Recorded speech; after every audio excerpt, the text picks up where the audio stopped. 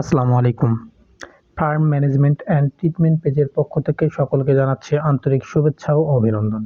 আমাদের আজকের আলোচনার বিষয় হচ্ছে মাটি ছাড়া ঘাস চাষ পদ্ধতি বা হাইড্রোপনিক ঘাস চাষ পদ্ধতি। হাইড্রোপনিক এমন একটি ঘাস যা মাটি ছাড়াই চাষ করা সম্ভব। এই মাটি ছাড়া ঘাস চাষ করতে গেলে আমাদের কয়েকটি উপকরণের প্রয়োজন হবে। তা হচ্ছে ভুট্টা দিয়ে আমরা এই ঘাস চাষ করতে পারি, ভুট্টা বা গম, এবং হচ্ছে হাইড্রোপনিক ঘাস চাষ ট্রে। এটা চারকোনা আকৃতির ট্রে এবং এর নিচে ছিদ্রযুক্ত অংশ থাকবে। এই হাইড্রোপনিক ঘাসের পুষ্টিগুণ ঘাসের তুলনায় কোনো অংশেই কম না। 1 কেজি গম থেকে প্রায় 6 থেকে 7 দিনে 7 থেকে 8 কেজি ঘাস উৎপন্ন করা সম্ভব এবং 1 কেজি ভুট্টা থেকে 6 থেকে 7 দিনে 8 থেকে 10 কেজি ঘাস উৎপন্ন করা সম্ভব। এর চাষ পদ্ধতিতে প্রথমে আমরা গম বা ভুট্টাকে ভিজিয়ে রাখতে হবে, পানিতে ভিজায় রাখতে হবে। এটা 6 থেকে 12 ঘন্টা ভিজায় রাখবো। ভিজায় রাখার পর সেই পানি থেকে গম বা ভুট্টাকে উঠিয়ে একটি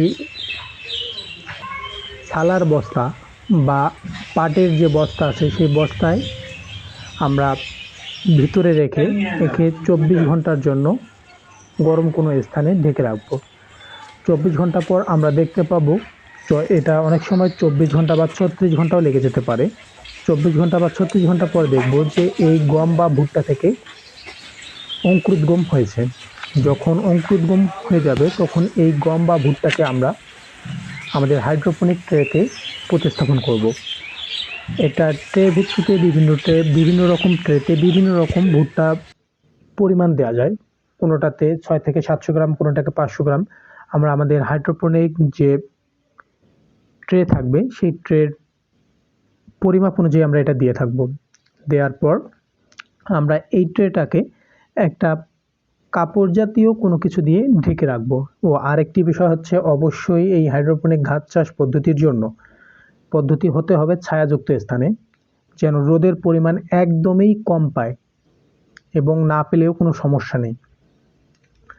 আমরা ঢেকে দেওয়ার পর পরবর্তীতে এই বীজগুলোতে যেগুলো অঙ্কুরোদ্গম হয়েছে সেগুলোতে পানি স্প্রে করে দেবো। এটা আমরা ঝর্ণা দিয়ে দিতে পারি বা হ্যান্ড যে ঝর্ণাগুলো ব্যবহার করা হয়ে থাকে সেগুলো দিয়েও দিতে পারি।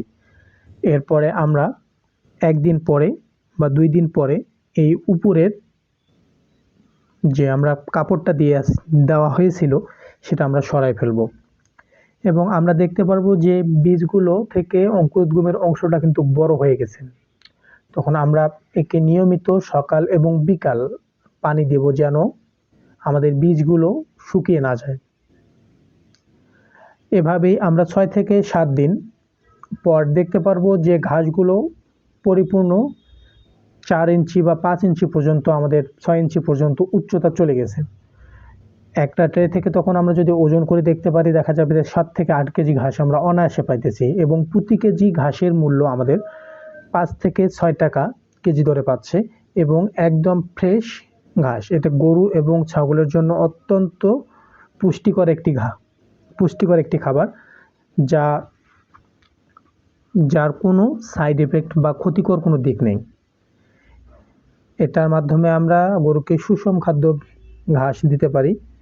তাই যারা খামার করতে ইচ্ছুক কিন্তু জমির জন্য বা ঘাসের জমির জন্য খামার করতে পারতেছেন না, আর চিন্তা করবেন না, এভাবেই আমরা হাইড্রোপনিক ঘাস উৎপন্ন করে আমাদের স্বপ্নকে পূরণ করতে পারবো। আজকে এ পর্যন্তই। সকলে ভালো থাকবেন, সুস্থ থাকবেন। আসসালামু আলাইকুম।